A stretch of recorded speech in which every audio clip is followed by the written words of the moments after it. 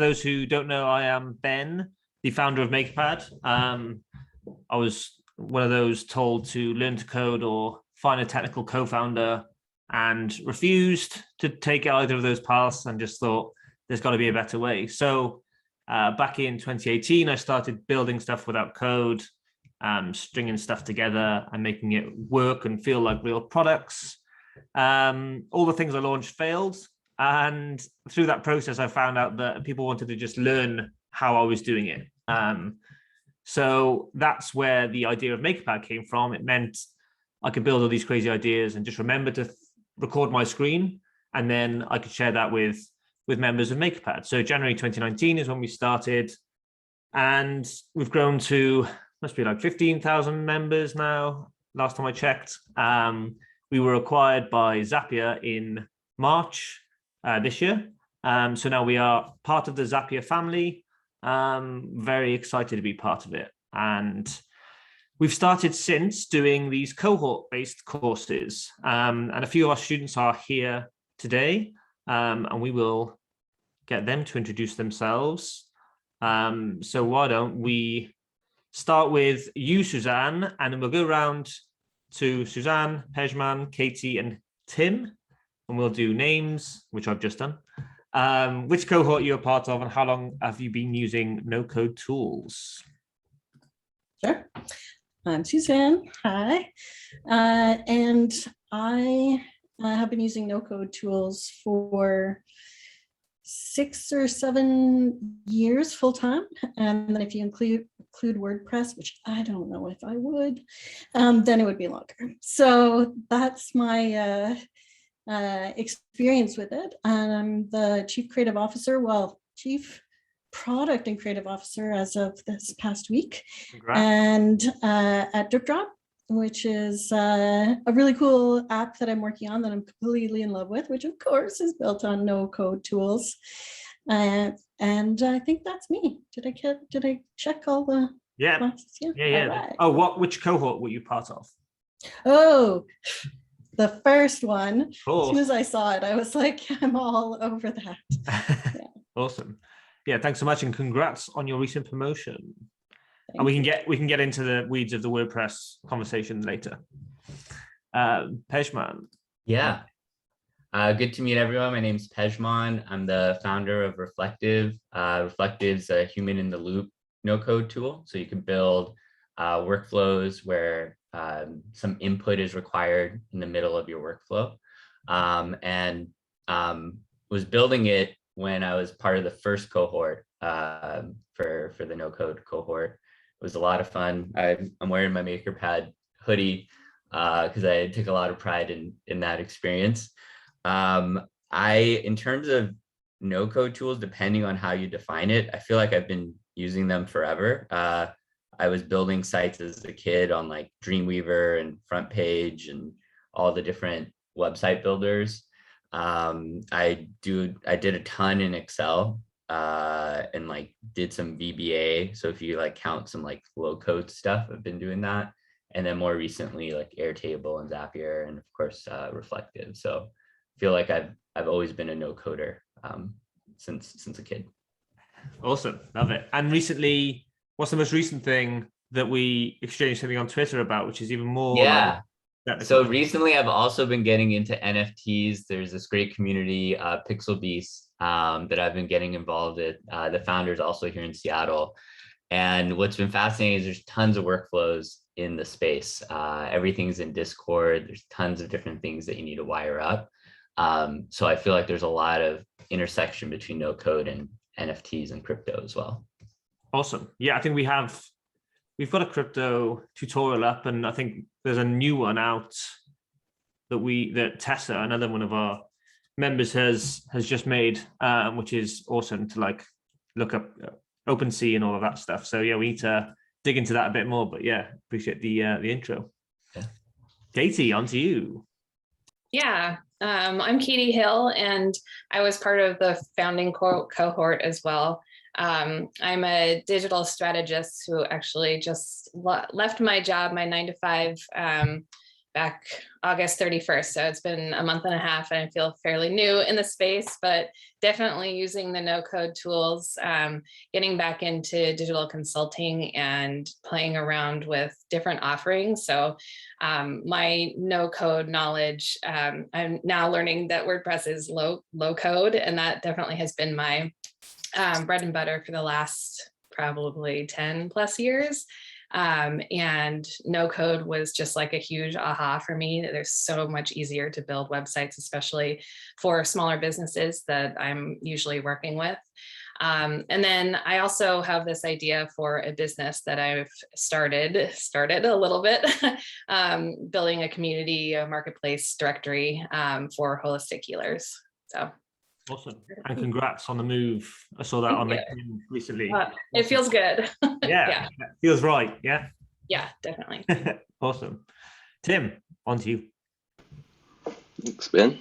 Thanks, everybody. Hi, I'm Tim Falls. I was in the founding cohort of the No Code Fundamentals and didn't quite get enough of it, so I enrolled in the second cohort, and then I took the membership-based course as well to kind of refine what I had started building the first one.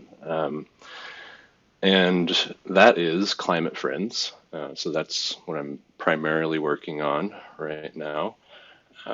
Climate Friends is a community where people can find support for themselves and give support to others as they navigate their climate journeys, their journeys through climate change and that experience. Similar to others, I felt like I didn't know the term no code whenever I was using WordPress and then moved over to Squarespace several years ago, but it's really dove in the last year and have kind of abandoned those tools and picked up new ones. But yeah, learning a lot, and I got laid off from my job about 1.5 years ago. So after working with developers for a really long time and kind of depending on other people to build stuff for me or bring my ideas to life, I wanted to, do that myself. So that's why I dove into this stuff. And currently, besides Climate Friends, I'm trying to figure out my path of leveraging my skills in this space and community building to make a living without being a salaried employee. Currently have a lead to rebuild a website for a regenerative farm here in my hometown where I live in Northern California. So try to find intersections like that. Awesome. Yeah, you're definitely our most seasoned cohort taker, I would say. But yeah, it's interesting that it's often you need a push from someone else to make you go and do the thing full time. I know I did, and that's what happened to me. Not a lot of people know that, but everyone on this call and everyone else watching now does.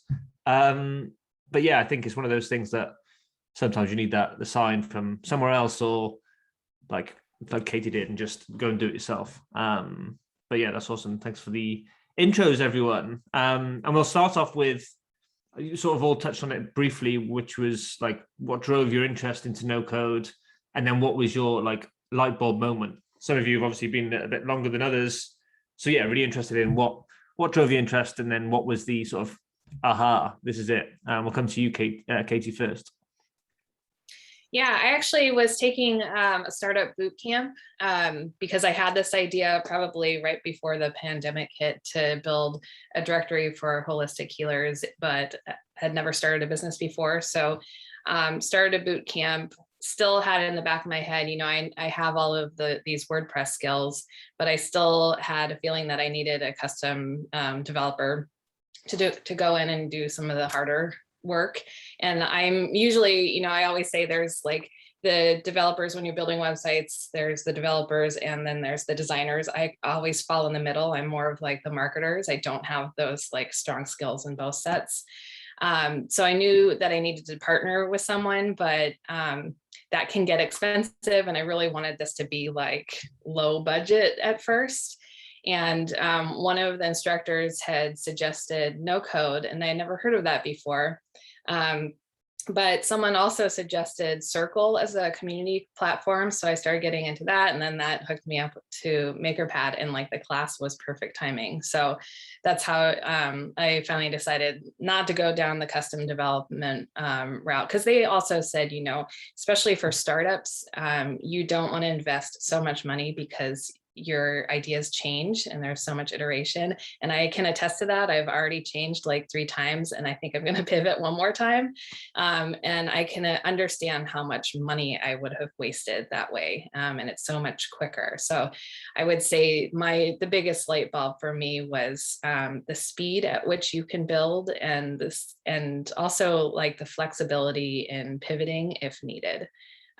Because working with WordPress, you know, it's definitely gotten a lot easier over time, but it just feels so heavy to me now. There's just so many plugins you have to maintain. All the plugins have to work together. There's still a lot of code you have to hold and manage. And so, you know, now using Webflow and Card just to spin up these really easy sites is awesome to me. It's like magic. Yeah, definitely. Yeah, and I think it's interesting when you say about the cost side of things with building with no code is a lot cheaper because you don't need those developers and all that time, but also it's also at that cost of time as well, where you can spin up those things so quickly. And I think I said it in the cohort, and I say it every time, is I can't decide whether it's a net like positive or negative that you can do that, because I think when you spin up ideas so quickly, you can also throw them away easier, because there's like, if you don't get the market reaction to what you've built, it might be that it's not the right thing, it doesn't work, which actually helps you pivot quickly. But then is there a case for saying, if you're persistent, it might work? But I think that's what the difference of learning to code or putting a lot of money into developing something, you get really attached to it emotionally. You're like 9 months down and you're like, this has to work. Like we just like you almost blind yourself with, I've got to put more into this, I've got to do more of this. So it's interesting from that angle for sure.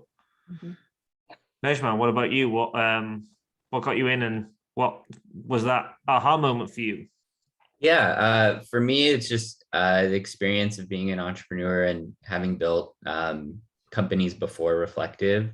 Most recently, it was a yoga video streaming service called Alo Moves, and we were about 25 people, and there was tons and tons of like internal tools and workflows we had to build to get the company functioning. It was like a pretty complex operations. Like we were a media company, a tech company building all the software, and tons of marketing. So a lot of collateral on Instagram and other channels.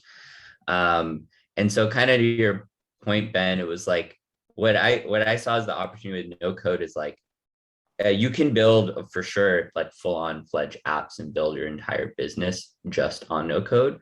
But for like where there's definite value is just like all the little internal tools and processes you have to do, because those you don't necessarily need to invest a ton of time and energy into. It is actually, I think there's a lot of workflows that can be solved better if just the barrier was super low. It's like you only want to invest so much time into getting those internal things behind the scenes, things working. So I think that's where like no code really shines, is like the, you know, approval or reviewing something before it goes onto social media, just the things behind the scene. And there's a lot of time I've observed, again, even in Pixel Beast, just observing kind of the stuff we're coordinating on. It's like a lot of time kind of wasted just on things because you don't have the proper tools to make things faster. Yeah, and definitely when you start doing one automation, you then start thinking, wait a second, there's way more I can do, or can I have that even more advanced, and I can do this thing and that thing, and there's a ton of things down there, right? Awesome. And Suzanne, we'll go to you next. Yeah, I can definitely repeat things that Katie and Pejman said, because they're definitely true for me as well. I chose to to leave the corporate job that I had, which was running a design team, and we used WordPress there. But within about a year, I took some time off, and then within about a year, people were just contacting me to do stuff. And I realized I had already started a business before I had decided to start a business.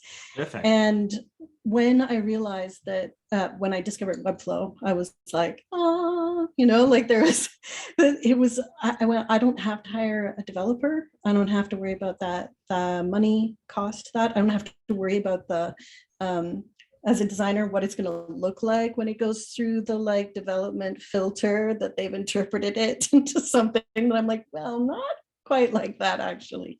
So that was a really big thing for me. But then the next thing was really about how you can run your business easier. So as you start to become an entrepreneur and you go, oh my God, there's so many things to do and I don't have enough time. The number of no-code tools that make all of that easier and then can connect to one another. The efficiencies of that, I almost was like, am I going to pivot my business and just help people do that? Because it's really fascinating and kind of addicting in its own way. And then when I did join with DripDrop, the company that I'm with now, learning that I could actually build apps as well as websites, I was like, oh, it was like the next mic drop moment where you're like, hello, where have you been all my life? No code. This is so awesome. So yeah, it's really that self-sufficiency is huge, and the ability to make those ideas come to life and be more efficient in everything you do, as we've heard in cohorts too, right? Where it's like, well, sure, I did that for my business, but then I thought, this would be better to share pictures with my friends, and somebody just whips something up and you've got a brand new tool. It's making us all, Instagram made us all photographers, and it's no code is making us all developers. It's really amazing. Yeah, I think we need to print that on a t-shirt somewhere. I love that. I think, it's just, it opens up the doors of possibilities so much. And like you said, we saw people do an automatic grocery list. It would automatically publish everything back up, and it was just insane to see what people can do and how far people can push these tools. Tim, I'll come to you next. Sure. I touched on this a little bit in my intro. Sorry, I skipped ahead, but I dove in because I wanted to build stuff myself, and not being employed when the Makerpad, the first cohort, I discovered that on Twitter. It was the day before applications were closing, and I'd just been in a real learning and absorption mode and taking all sorts of online courses. So I jumped in, and my aha moment was when I realized I can do it all myself, pretty much. And what I can't do myself, I can get support from other people in the community. And I think that's been one of the most magical parts of my experience with Makerpad, is just, having people willing to jump on a Zoom with you for 5 minutes to, help you see the obvious answer that's in front of you that you've been banging your head against the desk trying to figure out yourself. And I guess articulating my aha moment, I kind of see no code as a big kind of design, choose your own adventure puzzle. There's all these puzzle pieces out there, and you can make whatever puzzle you want to make. And I didn't really know I was going to launch Climate Friends when I enrolled in the cohort, but I knew I wanted to use it as the basis of my projects. And then after doing that for 5 weeks, I had built each puzzle piece, and I just had to stick them together at the end. And ever since then, just once I put it out there, people started signing up and wanted to be a part of it. And that doesn't always happen. So pretty grateful for that. But no code's has enabled me to, not spend a full-time job's worth of time every week on it, and still explore other things and still iterate and, make improvements and respond to feedback and all that stuff. So, yeah. Yeah, that's awesome. And yeah, it was awesome to see that you had quite a few iterations through the cohort. I think even then there was another iteration on one of the next cohorts. But even then there was paying customers. Like it was trickling along. Things were actually happening. What were the tools that you sort of went from and went to, and how did you come up? What was the thought process of doing that? Was it from the course curriculum, or was it just following curiosity or seeing other people what they were doing, or A little bit of all that, definitely. yeah, Started with what felt simplest and what I had some experience with. So that was Notion, and I knew I could just build a really rudimentary one-page website with Notion. And then from there, once I got involved in the Notion community, I discovered Super, which like opened up a whole nother level of sophistication, I guess you could say, with building websites on Notion. And then, through the curriculum, finding tools like Gumroad, which was like the second or third tool I tried for payments, and not using it in its conventional manner, but using it in a way that works for my particular circumstance. And then, once I kind of got a foundation going, and I could look back on it in hindsight and see like, well, that was really cool, but there's like, so now I've seen what people can do with Webflow, and like, I'm really curious about that. And it's the perfect way to explore that tool. And that seemed like a natural upgrade to me. But I will note that like, as I see Super and like launching new features and new capabilities of their product, I've been thinking like, wow, maybe I didn't need to switch, because that's like upping its game and becoming, comparable to Webflow to some degree. yeah. I think that happens a lot with a lot of tools, and we can sort of go into that piece of the tool piece. I know lots of people always say, "What's the perfect tool stack that I should use for this thing? This idea I have is this. Tell me what I need to use." And sometimes it's frustrating when Amy and I go, "It depends." It could be a combination of these three. It could be this one. It could be these 10. It could be all of these things. And part of what we talk about is, well, we teach it from a problem focused view rather than a tool focused view, because really it's like, Tim, you were just talking about that something works for the starting point, and then actually you want to develop something a bit better. And I know at one point you went to like Outsetter, and then another point you went back to a different tool. And like part of the whole figuring out this no code thing is picking up tools, trying them, testing them, seeing what you like to work with, what actually works for you, and what works for the thing you're trying to build. And there's lots of that, like chopping and changing. But if you think that could take you like 2 weeks rather than 9 months with a developer going back and forth on, oh no, this is what I want to look like, this is what it's actually coded like, and all those things is a very much different time scale. But yeah, what would you tell people when they're asking those or thinking in that way about what tools should I use and how do I think about analyzing the tools for my problem? Pejman, we'll come to you. I think it's just a mindset. Like with no code, you're not just learning a particular tool. I feel like if you just learned one tool, it's not too different from like being more just a consumer. Like there's some creativity in a lot of these tools, but no code is really like you're just a builder, and a builder will figure out what are the best materials for whatever project they have in mind. And so you have to actually kind of, it can be at times frustrating because you're dumping a lot and you're like, oh, I need like 5 things to pull this thing off right now. But I think if you have the right mindset, that's kind of part of the fun, is like, once you figured out enough patterns, you kind of have a sense of like, all right, this piece fits in here. I need a data store. Maybe that's Airtable. Zapier can do the connections, and you start getting creative. And what I found is now, even if I don't know a tool exists, I kind of know what to search for, right? I'm like, all right, I need something to generate images. Let me go like look for this. Oh, there's Banner Bear. Banner Bear fits in with Zapier, and like, and you kind of already know the language to find the tool that you don't even know exists. So I think it's mostly a mindset. Yeah.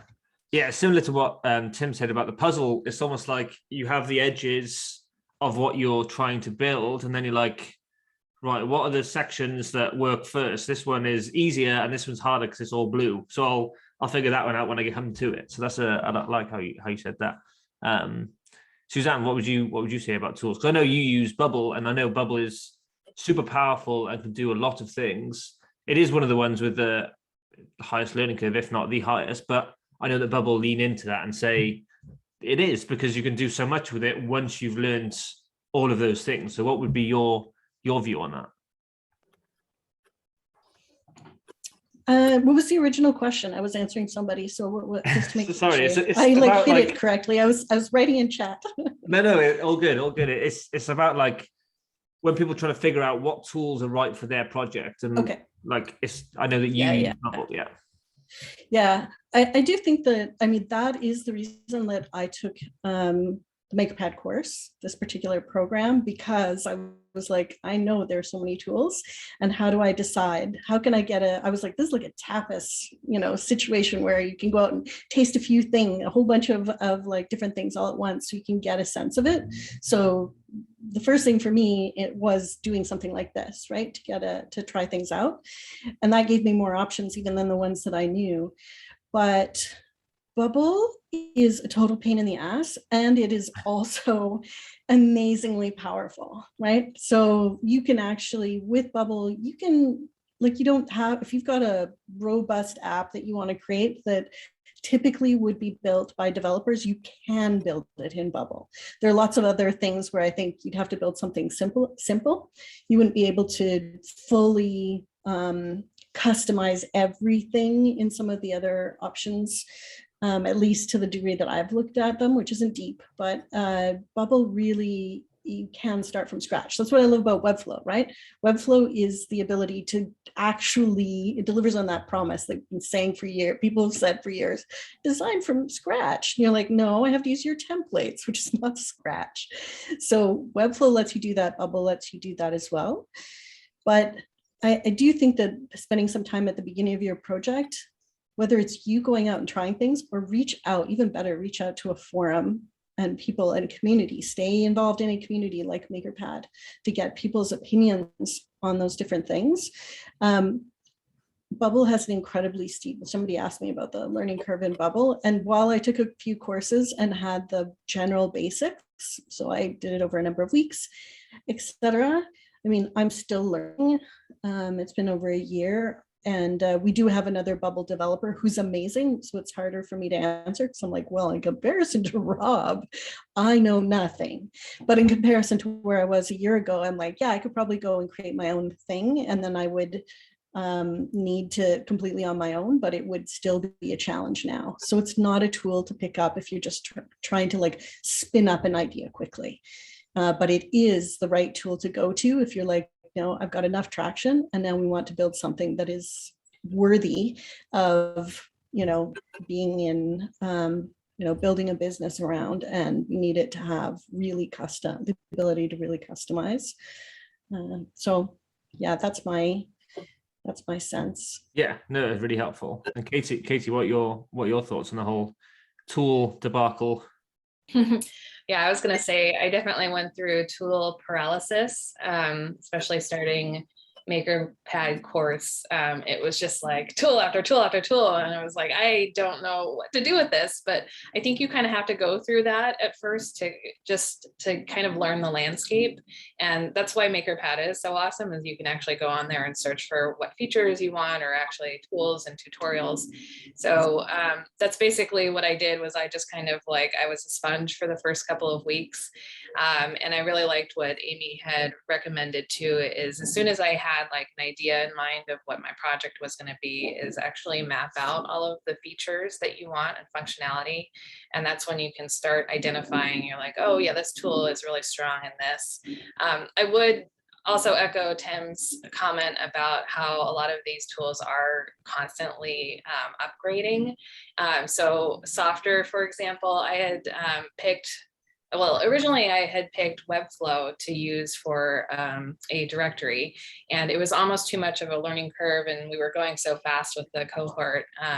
At first I was like, well, let's pivot to Softer, because I realized that was way easier to just kind of spin up real quickly.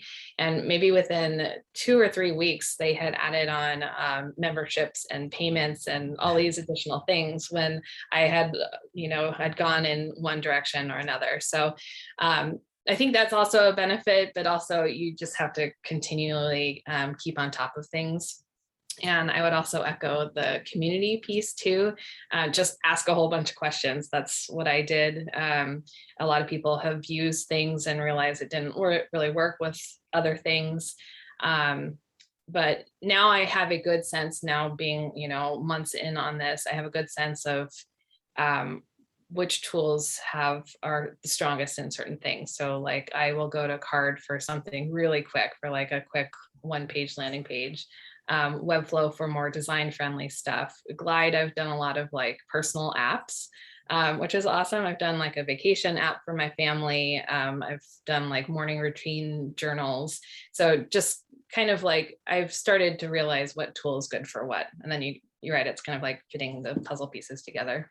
Yeah, you sort of have your own toolkit, and I have a similar one of like, okay, I know I need something of this type of functionality. Now I know I'll use Card or Webflow or Airtable and Zapier. You sort of you get a feel for the land that way. And like you said, with asking questions, that's something that if you're going to learn no code or learn in this space, you need to ask questions, because like everyone has said, is lots of I'll try this, doesn't work, try this, does work, try that, and then I'll try that again. And it's lots of like figuring out the little pieces to make the bigger picture come together.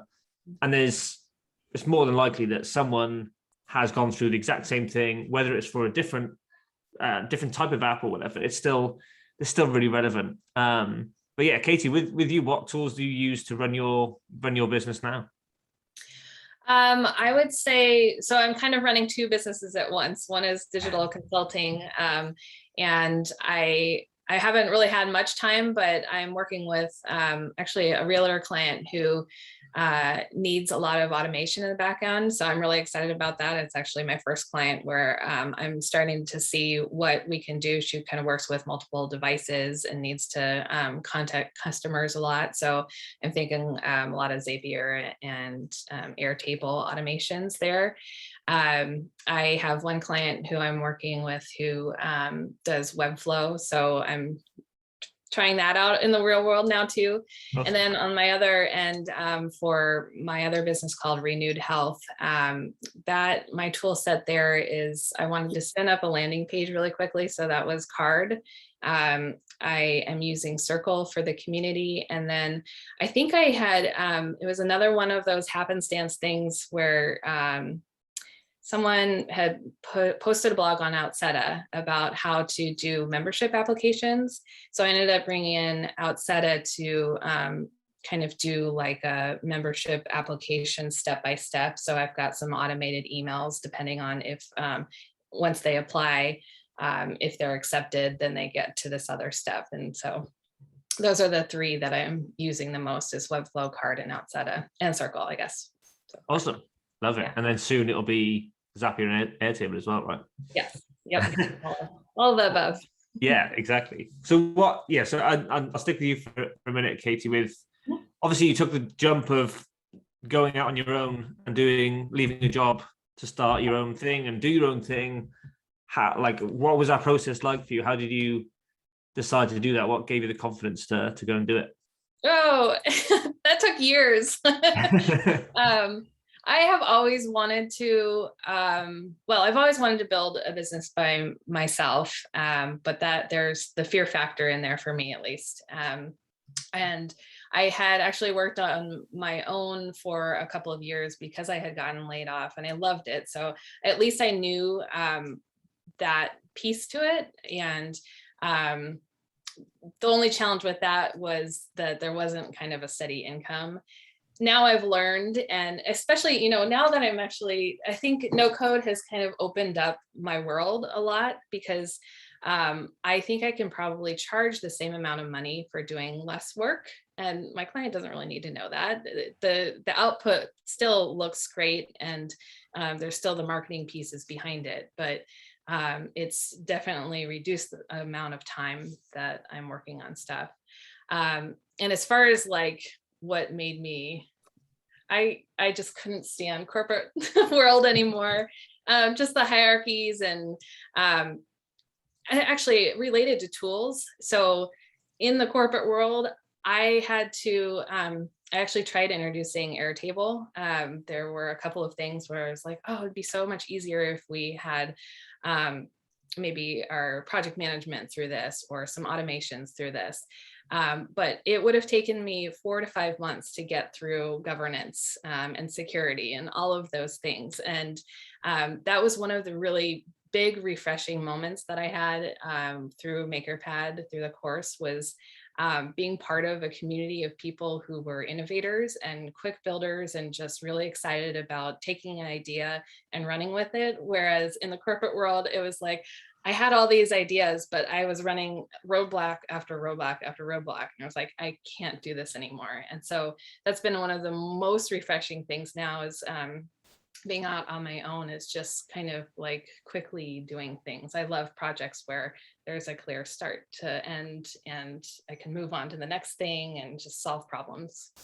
Yeah, and I mean, if you're working with yourself, it's only you in the way, and once you start building really quickly, it's so much more painful to see a process that takes like 4 or 5 months to do anything. You think that can't be the way. Like, it's one of those moments again, thinking this can't be the way that things should be done. But obviously, big companies like that have those things in place for a reason. But yeah, totally. Yeah, right. Awesome. Pejman, we'll come over to you, because Reflective is a no-code tool itself, right? So how was that built? What was all that like? What was the story of that then?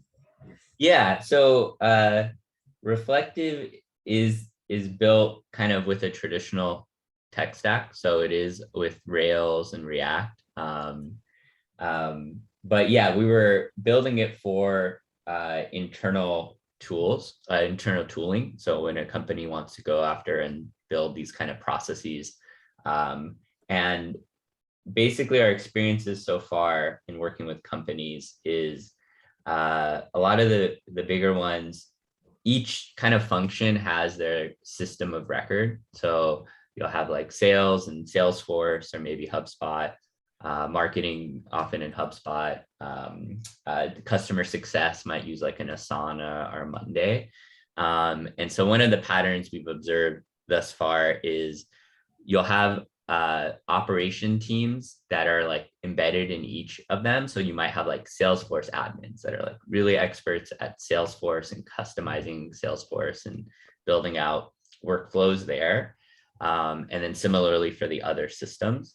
But it's still kind of a new, like one of the big things is like how new no code is still and how early we are still.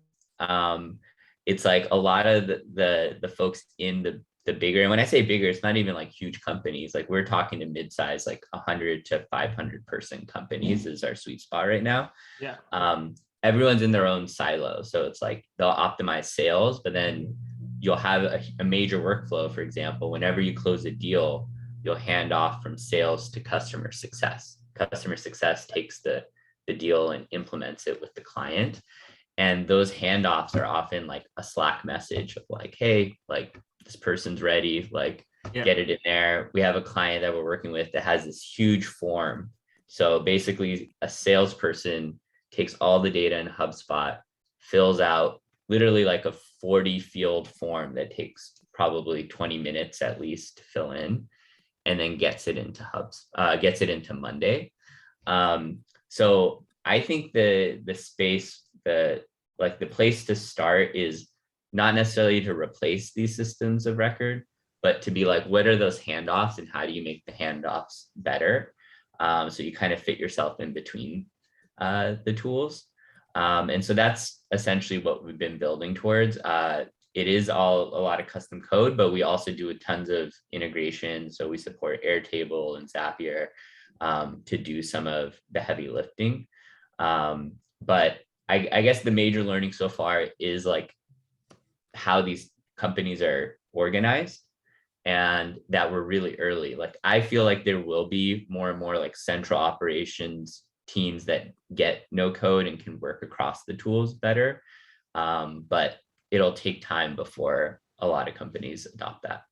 Yeah. So what do you think of the barriers of entry of like empowering more people in companies to think about like coming up with, oh, we can automate that could, like, because I know going through the cohort, some of those experiences just sort of happen, and I don't know whether they're that intentional. It's just, oh, I need this thing to do this, and it's like, well, our first port of call would be like, go and use an automation tool. So how would you like go into a company or speak to someone about, this is how you think about automations, this is how you can like map it out? Is it even any of those steps? Yeah, it honestly is like a lot of bringing people together, because at least the area we playing in is in between teams. So you're often bringing together the sales lead with the customer success lead. Yeah. And like I did a recent thing where I did a diagram from HubSpot for this client. It was like HubSpot into Monday, and drew like red lines of like all the places the data is going. And it was a mess, and like a lot of things that are just inefficient. That's because like each person's building for the team. No one's building across. So there is a lot of there's a lot of like services in no code once you get up to the big orgs. And I think like companies building for those, you have to have some of that orientation, that you're going to have to like roll up your sleeves and like be a thought leader and like helping people to just decipher it. But I think long-term that'll get better as like people get more into no code and it becomes more pervasive, like that thinking will be there. But for now, you have to kind of like help culturally like get people there. The other thing I've noticed is a lot of people won't necessarily care how the solution's solved. So like we might be really into building and tinkering and being like, hey, here's the tool, here's how you do it. But a lot of folks in a functional team are just like, how does this can you solve this? Like, oh, it's solved. Okay, great. I don't need to see like how you build it. So you have to find the people that are, if you want adoption like that, you have to find the people that actually like to tinker and build. And then sometimes you just have to deliver an end solution, like a template or something that is just like, I click and it works. Because I think a lot of people have that mindset. Yeah, I think that's probably like the three, that's like the type of users that try any of these types of tools. One is, I'll figure it out. Don't message me. I'll just figure it out myself. The other one is, I want to figure it out myself. Can someone help me? And the other person is, you sort it out and I will click the button at the end. Yes. Yep. Definitely. And switching over to the project you did within the cohort with another student, can you tell us about how that came about, that you and Michelle were collaborating, you built something and it went to the top of Product Hunt, which huge congrats on that as well. How did that all come around? Yeah, so I mean, originally joining the Makerpad cohort, we were really early in building Reflective. And for me, it was a great chance to just observe and learn what people want to build with no code tools. And for me, myself, to become better able to build with the other tools. There's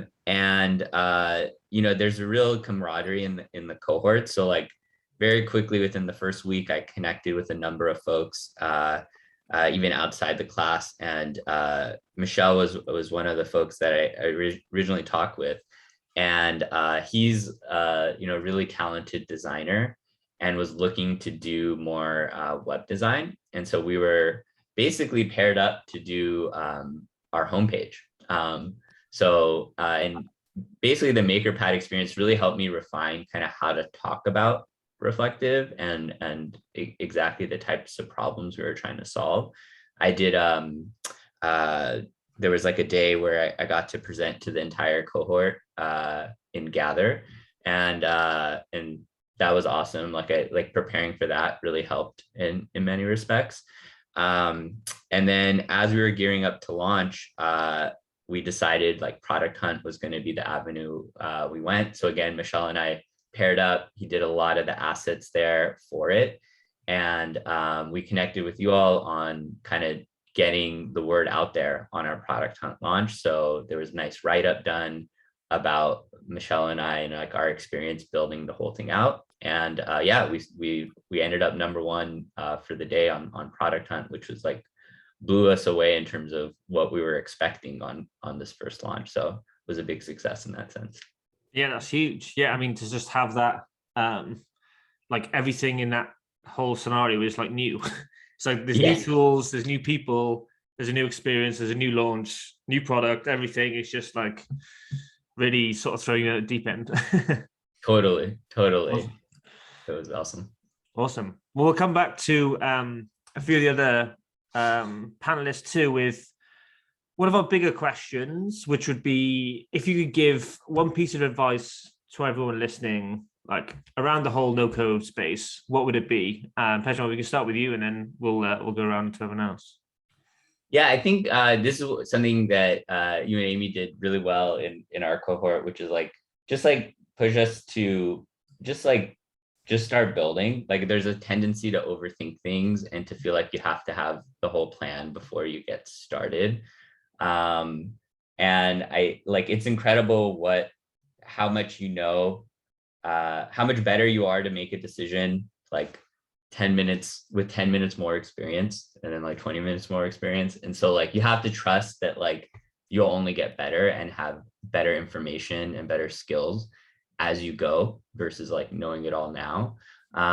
So I think that's the whole ethos again of no code, is that you can make these moves fast and can if something doesn't work, you just go down another path.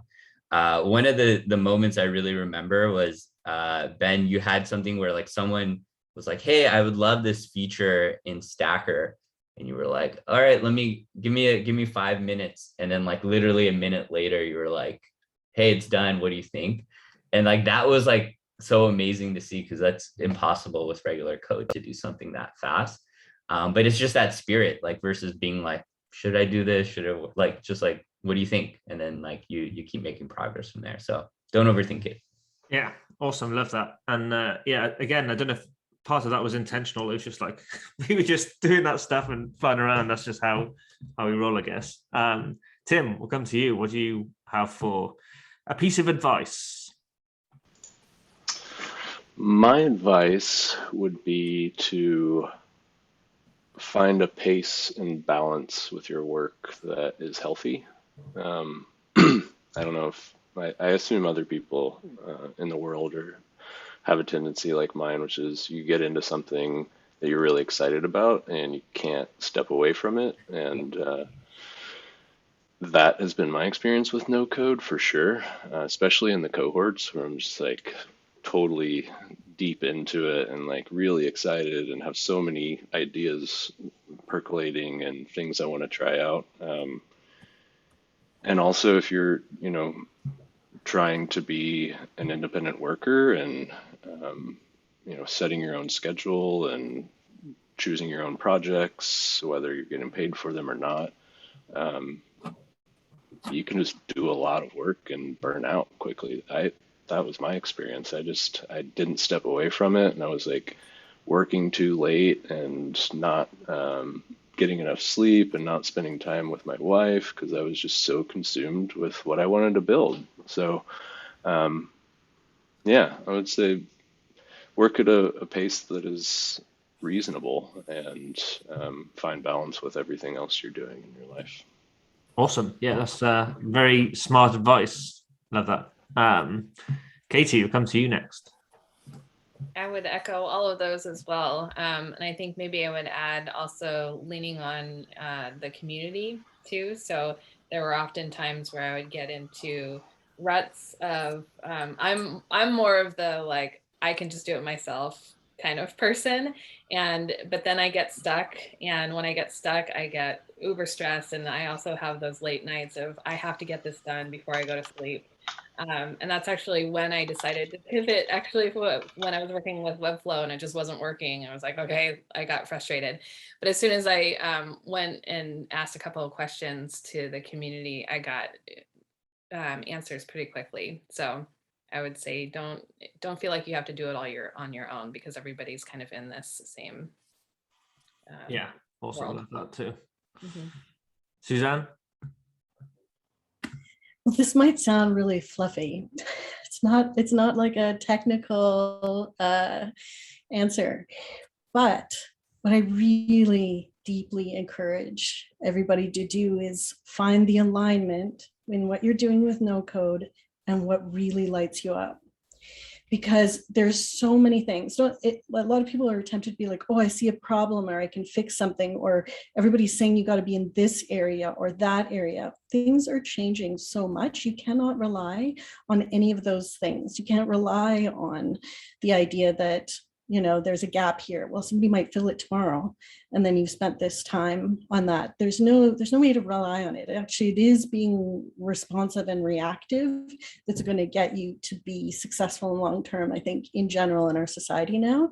But with no code specifically, if you can find a way to really think about, is it the type of people that I love working with?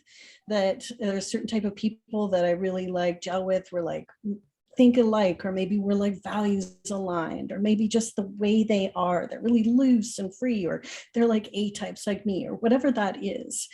Or if there's a topic that you're super pumped about that really like keeps you going and energizes you, if you can align your no code journey with that. So even when you're creating something, it's like, I'm just going to create something for the class. Create something you're just so passionate about. Tim's a great example of that, right? And I am too with Drip Drop. I mean, I could go on for an hour just about like what I think is incredible about what Drip Drop's up to. But when you have that, it pulls you through all of those other things that are difficult about the no code journey in itself, and about life, and about all of those other things, and it can keep you sort of floating and happy, right? So like all the other stuff is really important, but if you want to be, 10 years from now feeling like I made good choices, I can almost guarantee you that if you chose something that you're like passionate about, that no matter what way your pathway went down, if you kept that as one of your North Star guiding lights, that you'll still feel energized and excited about what you're doing, no matter how it's ended up or what project you're on. Yeah, I think I've lived my entire career that way, and kept doing it in no code, even though there were so many tempting things that I could be like, oh, I could see, yeah, totally, nobody's doing that, I should jump into that and get that done, or whatever. When I kept it aligned, plus you light up and you're excited about things, other people resonate and they choose you to work with as opposed to somebody else, right?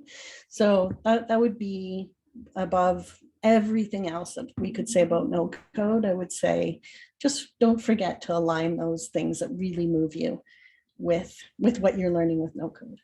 Yeah, I love that. Yeah, I think echoing all of those points is I would just stand on top of all those, and also say like that was the thing for me, was I always wanted to be a builder. I wanted to be able to build stuff whenever I wanted to build stuff. So for me, it was like I need those skills and I need to do that. So that driving thing, that thing that pulled me was one day I'll figure something out that will work.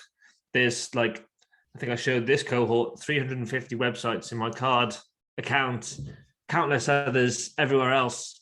And it's not that that's supposed to be discouraging to people to say they might take you 300 times, but it's one of those that we try and sort of push through in the cohort, saying, you may have this one passion that you really want to build towards, but don't let that be the sort of analysis paralysis of, if I build this thing, it has to be right and it has to be perfect. It has to have the right tool. I have to have the right thing. Everything needs to be right in place, because as Suzanne says, someone might build the 80% version tomorrow. So it's just trying to like do that and have those steps towards, no matter how small, just having those steps and just getting those things out there and getting the reps in.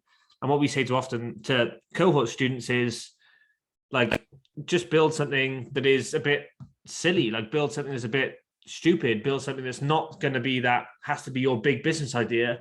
If you're trying to just get those skills to learn to build stuff, to learn how to do stuff. So I would really encourage people to do it that way, and think, there are going to be reps, whether it's pivoting your business 15 times or whether it's building 15 things for your dog and your family. And then you get to, okay, the business idea I actually had is something else. And I know how to build it now because I've gone through some of the tools I tried and this, that, and the other. So that would be my advice as well. But also, like, what our panelists have said there is just so spot on. I love everything that they've said, and I agree with everything that they've said. And so grateful that they joined us today to talk about their experience and talk about everything. And hopefully it was been helpful for everyone in the crowd, and everyone who's going to be watching this in the future. It's been huge for me. I've really like got a lot of energy from this. So yeah, I've loved it. So thanks everyone. Yeah.